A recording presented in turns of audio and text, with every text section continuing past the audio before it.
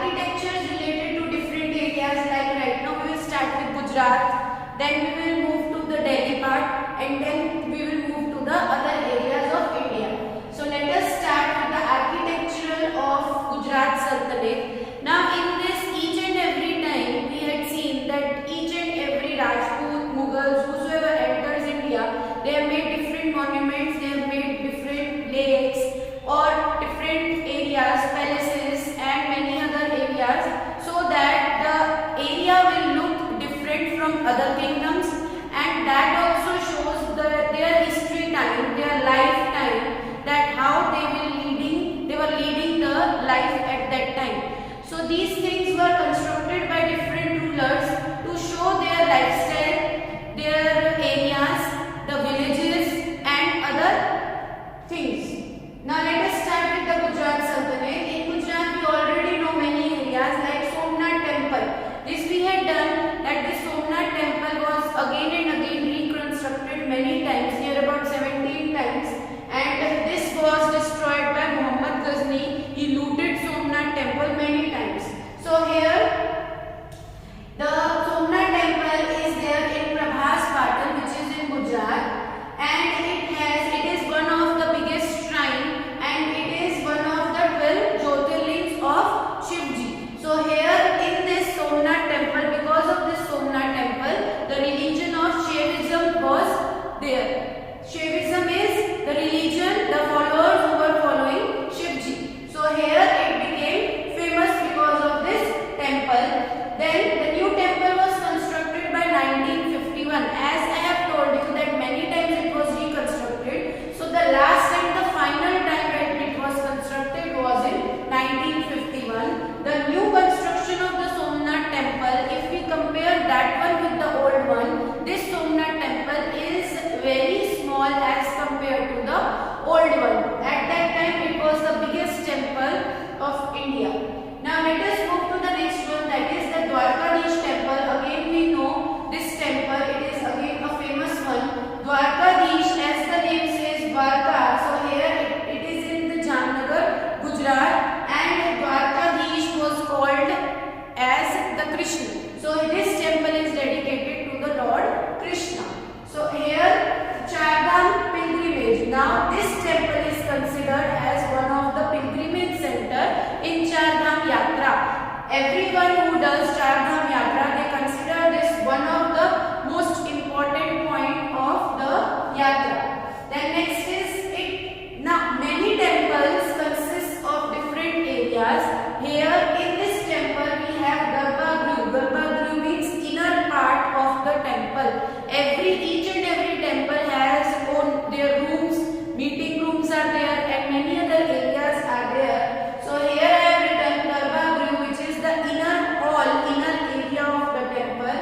Then next is Mahamandap, as I have told you, the area for meeting. So this Mahamandap is the meeting hall. Maha means big, so this bigger meeting hall is there in this temple. Then we have 80 steps. There are 80 steps to move to the temple. If we follow those 80 steps, then only we can have the main gate of the Dwarkadish temple. And there are many rich carvings in this temple. In each and every temple we have architectural work. More of the carvings are there, then only they became famous. So here these carvings are very rich, which means they are related, specifically related to the culture, and they are very in-depth small carvings. Next one is Adi Shankaracharya had set up mats. Now here Adi Shankaracharya in the 8th century, he had set up different mats in all the four corners of India. What are mats? Mats are the small temples, we can say, related to Dwarkadish temple, which dedicate to the Krishna. Now the next is the Sun Temple of Modhera. We have already done, there were many sun temples at that time. There were like Sun Temple of Konark was there, Sun Temple of Modhera is there. So let us understand about the Sun Temple of Modhera. Let us start with the position where it is there. It is there in Mehsana, Gujarat. And why it is called as the Sun Temple? It is called as the Sun Temple because the sun rays, the first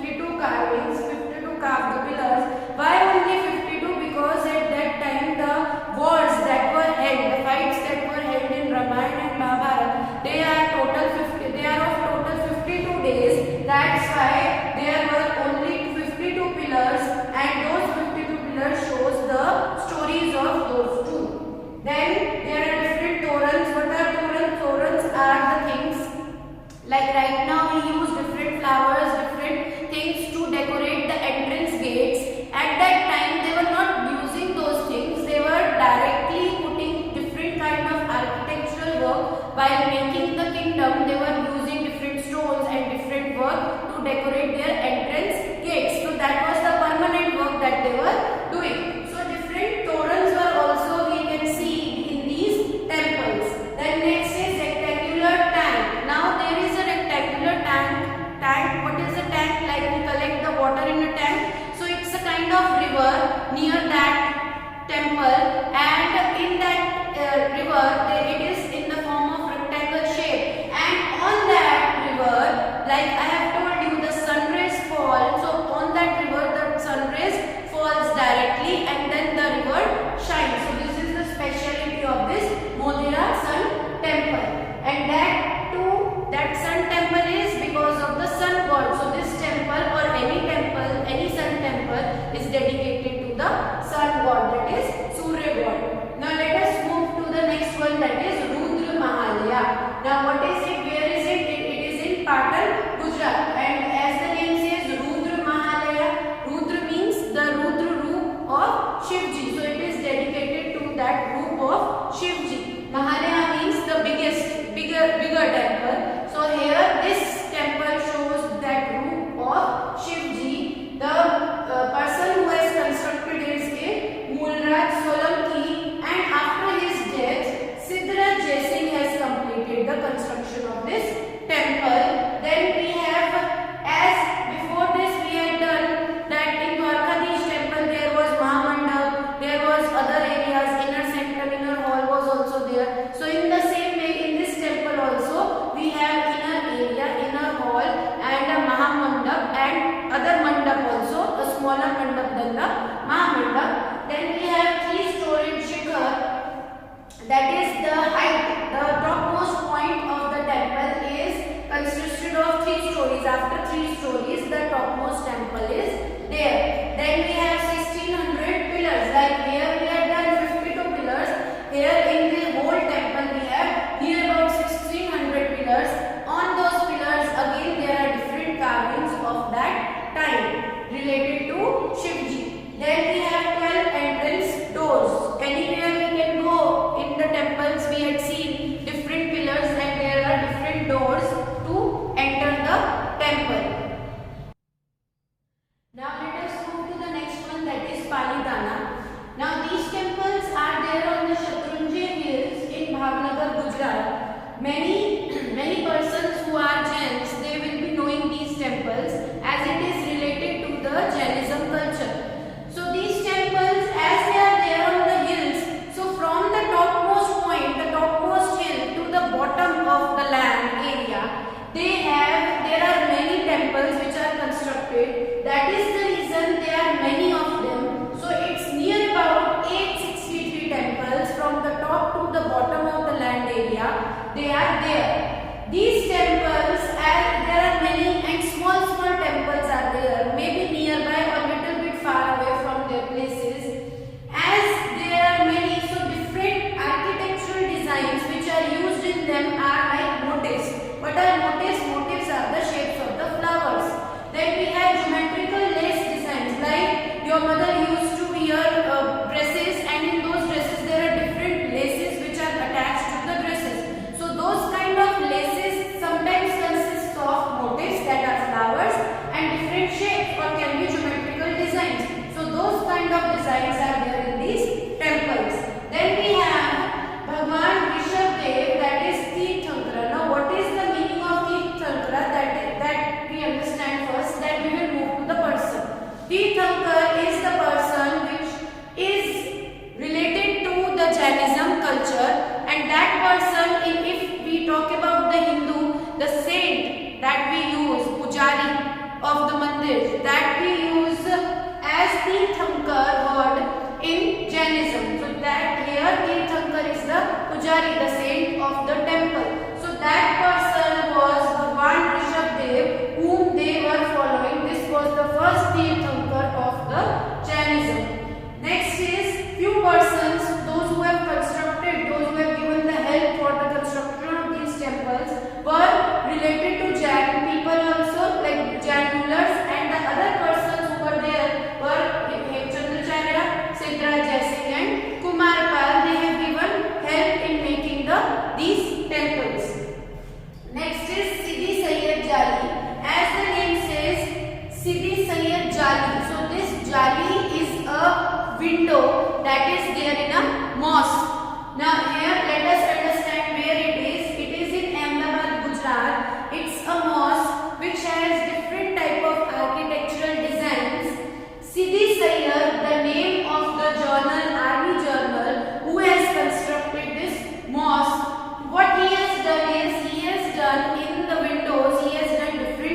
of net work, that is the jali, and on those jalis, on those net works, he has made different architectural designs.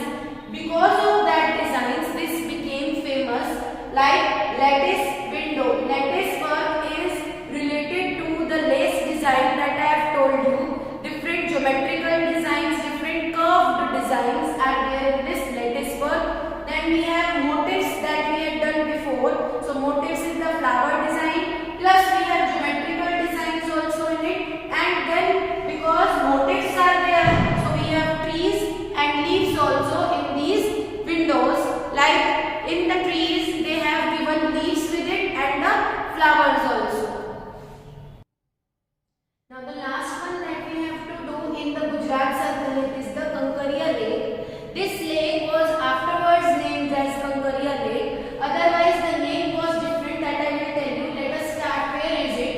It is the biggest lake in Ahmedabad, Gujarat. At that time it was the biggest one, and because it was the biggest one, so that's why it became famous, because of this Qutubuddin Aibak, who has commissioned, who has given the money to construct this lake, and because he has given the money for the construction, so that's why this lake was also called as Qutub Hauj. At that time it was called as Qutub Hauj.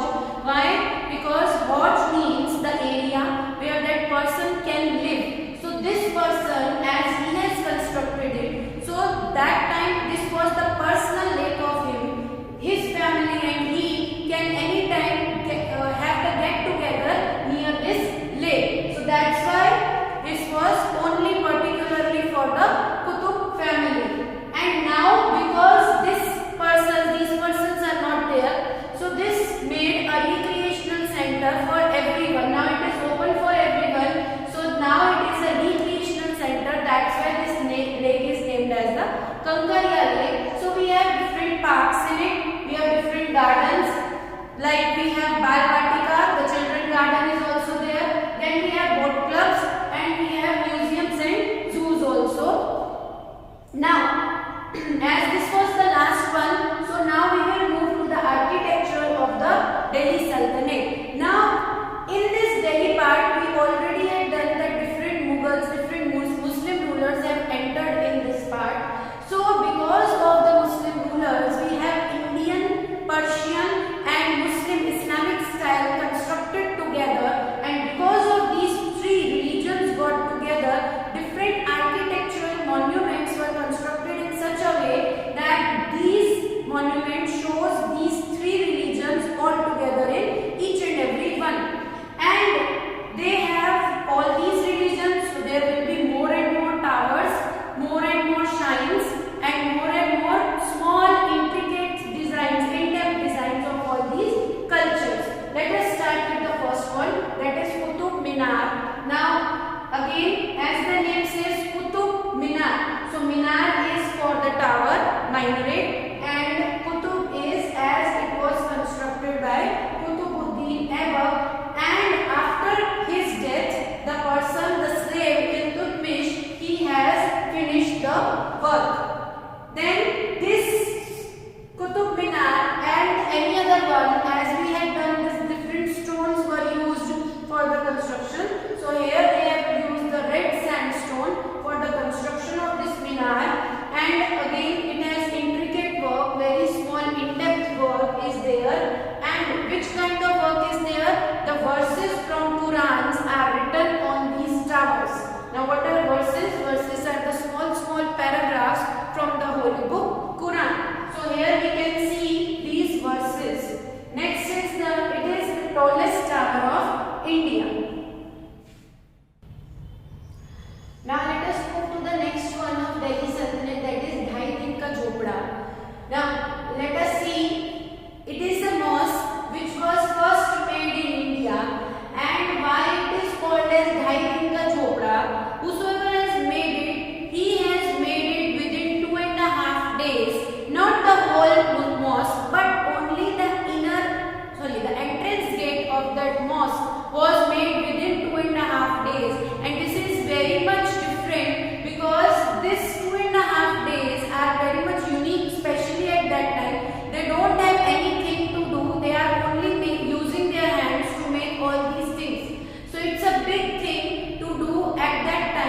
That's why it was named as the Dhai Din Ka Jhopda, and it was constructed by Qutbuddin Aibak. Now let us move to the next part of the chapter, that is the architecture of the Chola dynasty.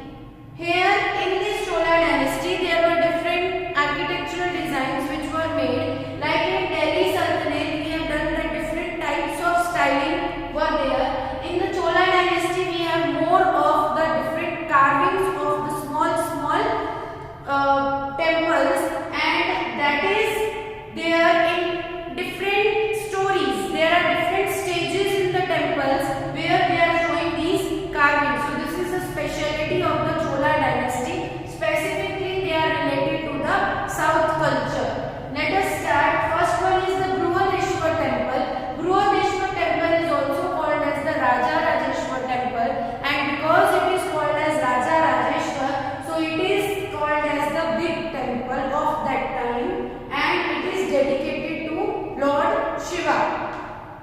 The construction was done by the Chola King I of Tanjore at that time, and as I have told you that it is related to the southern culture, that's why the southern culture was called as the Dravidian style at that time, and that is the reason this temple is also dedicated to the Dravidian culture. It has fresco paintings. Fresco means fresh, newly made paintings in this temple of that time, and there are tall gopurams. Gopurams are the entrance gates, so they are very tall in this temple. They are very tall in this temple, and there are small miniature designs of the temples. Now the next topic is architecture of the Mughal period. As we all know that Mughals are the very rich people, and they concentrated more on their monuments. They have different kinds of beautiful and decorated monuments. So that's why these monuments have a speciality that these areas will be filled with gardens, fountains, and different flowers. So different things are used to beautify their monuments. Now let us start with the first one, that is Fatehpur Sikri. As the name says, Fateh means victory. So this area was built because someone, the ruler, has done a victory over the other areas. That's why this area was named as Fatehpur Sikri. Now let us start. What is the meaning? When Akbar has done the victory over different areas, so he has shifted the capital from Agra to a place that is Sikri Ridge. Ridge is a kind of hill. So here he has shifted his main area from Agra to Sikri, and that's why this area was called as the Sikri. And then in the honor of Sufi saint Salim Chishti, Salim Chishti was the main person who was the person whom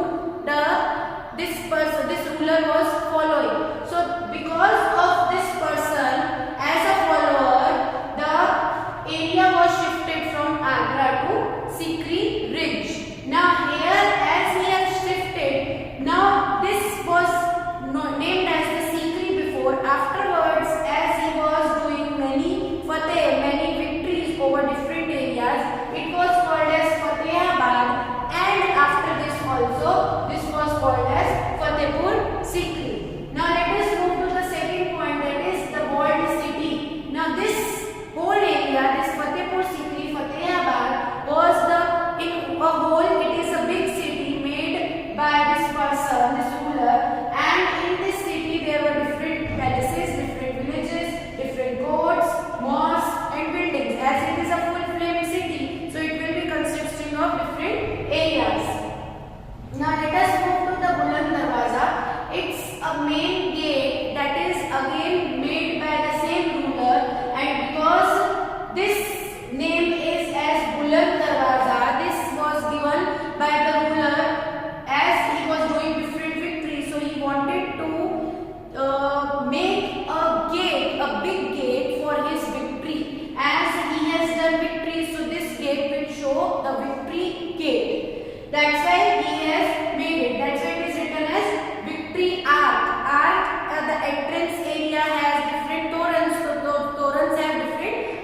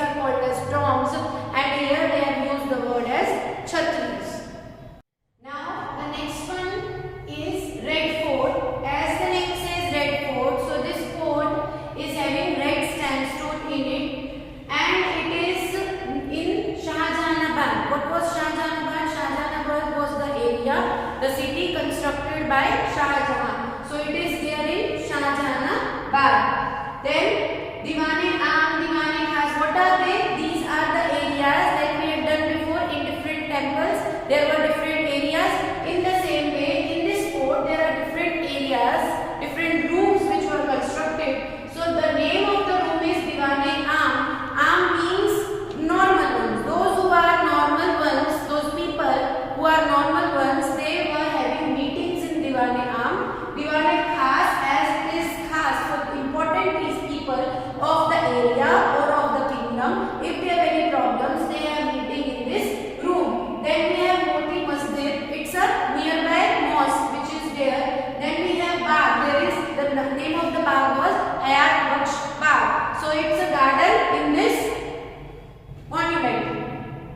This monument is a fort. Fort is the tomb. So it's a fort constructed by Shah Jahan. Let us move ahead. Taj Mahal. Taj Mahal, as we all know, it's a white marble sandstone which is constructed by again Shah Jahan for in the memory of his third wife Mumtaz Mahal. So this we all know that why he has constructed this, and it is there in Agra, Uttar Pradesh. Now this Taj Mahal have different things that we know already, that like we have done, we have listened that Shah Jahan has seen many persons, and those persons who are the best ones from his kingdom or from the nearby villages, those persons he has hired, he has selected for making this kingdom. Then these persons are masons, stone cutters, inlayers, and many other persons who are doing these kind of architectural things. So he has selected the best ones of them, and then he has made this Taj Mahal. So there are different things, there are different qualities of all these Mughal rulers, especially at that time, who has done different things in their architectural work. Now here we finish the chapter. We have done the architectural work of the Mughal period. We have done the specialities related to them. Then before this we had done the architectural work of Chola dynasty that was there in South India. Before that we had completed about the Gujarat Sultanate and Delhi Sultanate, different specialities of those architectural monuments. So each and every time whenever we had seen architectural things, their specialities related to those rulers and those times. So they are very important for the Indian culture, for the expansion or for the time, so that we can be able to know, or our next generation will be able to know about these cultures. That's it for today. Thank you everyone.